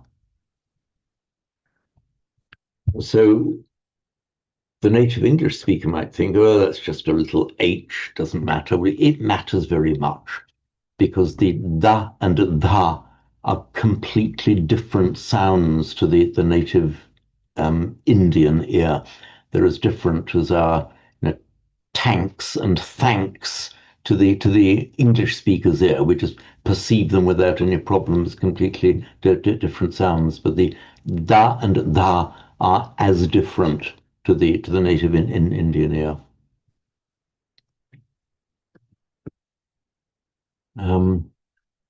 Actually, Kyron, would you like to do a recitation? Because you come from the background of a considerable knowledge of Sanskrit. Certainly. Would you like me to recite it or chant it? Well, okay. My answer to that is always chanting, because I regret Okay. I'm not good at chanting at all. But if anyone can chant, please do. It's wonderful to hear the different chants. Okay. Naparo param niku betanati manyeta katachinam kinchi piaro sana patigasanya nanya manyasa dukkamichaya. Okay, that was wonderful and very much in the Samatha tradition that you did it there. Oh, the Namkinchi, yeah. And the Namkinchi, not only the words, but I was waiting to see what you do there. That's fine. That's the way we chanted, I think, of a Thai origin. So thank you, Kyra. Now, immediately after yours, we are going to have I think you know who I'm going for, Sri Animala. We are going to have a Sinhala variety of it. So would you like to chant that in the way that you would chant it in Sri Lanka? Naparo paranikubeta nati manye jakatta jinankanchi kayora bayora sona bayara ros Bayarosana patika sanya nanya manyena dukkha mijaya. You put the instrument, you said Nanyamanyena. Yeah, Is yeah. that how you chant it? It's Nanyamanyasa in the text we have. But yeah, Sorry, nanya manyasa dukkha mijaya. exactly right. Very good. Thank you for that. Now you notice there, thank you, Srinimala, you notice there that the in Sinhala, a final short has like a neutral sound. You say Nati Manyeta. Say Nati Manyeta in a Sinhala way, Srinimala.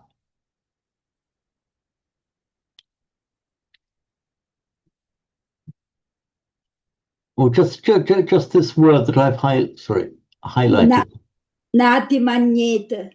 You see this very short sound. So the final in northern India would be pronounced more of a short It's characteristic of the Sinhala pronunciation. You hear the monks chanting like that as well. It will be this characteristic and neutral, the Sinhala neutral vowel. Natimanyeta. The ties is Natimanyeta. Ties are a little bit more open. The Hindi speaker, as I see Professor Nirmal is with us, it's just pronounced a short Buddha, Natimanyeta, just a short These are all legitimate varieties. Thank you, Shreya Nimala. Thank you. So I see the name written R Kemp 1, but I'm sorry, I forget you. I'm sure I've seen it before, but your first name. Russell. Russell, sorry, Russell. That's all right. Would you like to give us a recitation of it, I will Russell? try. Please do. I'll try. Naparo parang nikobeta nan natimanyeta katachi nan kinchi piaro sana patiga sanya nanyang gas anas anyasat tukang icheya. Okay, right. So have you learnt this chant within the Samatha tradition as well? That's correct, yes. Okay, right.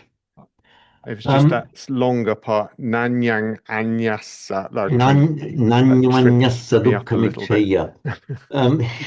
Actually, this verse, it's a bit unfair to put this verse is a kind of notorious tongue twister out of the entire Metta Sutta. There is something a little bit unusual here.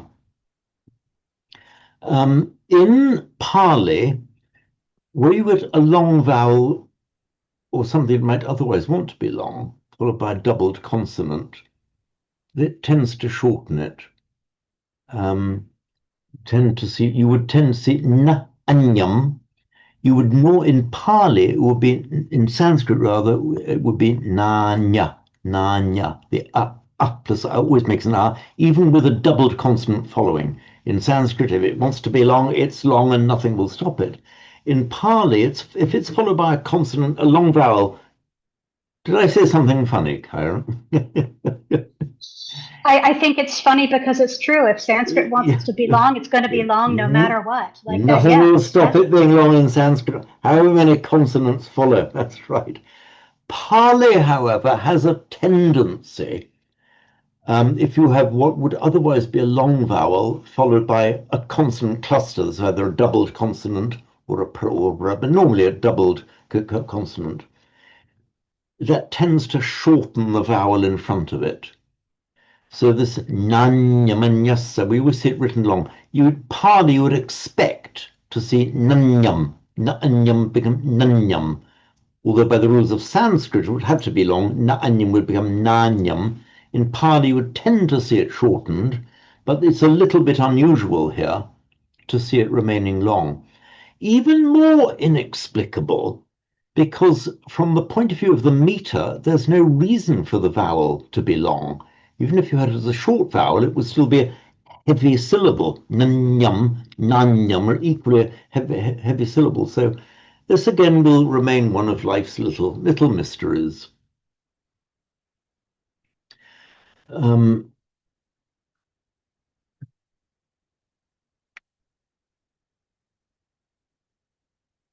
Right, I think so we've got time for, we can have a Samatha style. Marion, would you like to give us a Samatha style chant of this? You don't even need to look at the text. You know this one by heart anyway, don't you? Oh, I don't know about that. I think if I was starting it from the beginning, I might. But anyway, I will have a go. Please do, Marion. Naparo paraniku beta nati manyeta tatachi nakanchi biarosana patigasanya nanya manyasadu kamicheya. Right. We've got Rob joining in here. He'd probably do it better than me. Well, actually, you're quite welcome to come on screen and give us a go. No. Come on, Rob. No, I'm too shy. Your presence you're not too shy. Oh, he is. He says he's too shy. Rob is notoriously shy, isn't he? Oh, absolutely, yeah. So, James, to briefly distract from everyone's shyness, I want to point out that this particular verse is really interesting from a poetic standpoint, from all of the nya and cha sounds. Like that is one of the intentional things that happens in Sanskrit poetry, and I suspect in Pali poetry as well, is focusing on certain sounds that come up. We saw it back in the previous verse in Diga wa ye mahanta wa, all of the long sounds. And here we have what's a tongue twister, but it's intentionally so. They could have used paro and param again, but instead they use anya. Exactly, that's so a good all point. Of the nya sounds, like before they were going paro, param, all of the labial sounds. And, now they're, all the stops, and now they're doing, this other range where there's some retroflex as well, but all of the, the nyas and the chas throughout that verse, I think it's intentionally chosen in that vocabulary. All of the palatals, yes. Patiga sanya nanya manyasa, yes. I hadn't explicitly spotted that, but yes, you do often get these wonderful alliterations in the verse here that will often, subliminally can convey a meaning. So there we are. Can you just once again, Marion, a slight stumbling over the long biaro sana. Okay, right. In fact, that's absolutely correct. You will often find that when you're chanting in unison, you're kind of almost compelled to get it right, because if you get it wrong, you're immediately out of step. I'm just going to take this opportunity as my self-appointed Pali policeman of the Samatha community to correct. I think I've mostly cured it, but in the chanting of the precepts, in the Kamesu Michachara, I've very often heard people chanting Kamesu Michachara, which is wrong. I think people do it, particularly native English speakers do it that way, because under the phonetics of English, it's a bit unnatural for us to have those three long vowels, micha, cha, ra. Under the influence of the natural phonetics of English, we'd have this natural tendency to say micha, cha, ra, but don't. It's the achara, or means going towards something, and therefore one's conduct. And micha, achara becomes micha, chara, is misconduct. Ablative form, abstaining from misconduct, kame sumicha chara. So let that be well entrenched in your minds. So sorry, please, Russell. Is the third vowel long as well? The third A. In its stem form, it is short. Would be achara.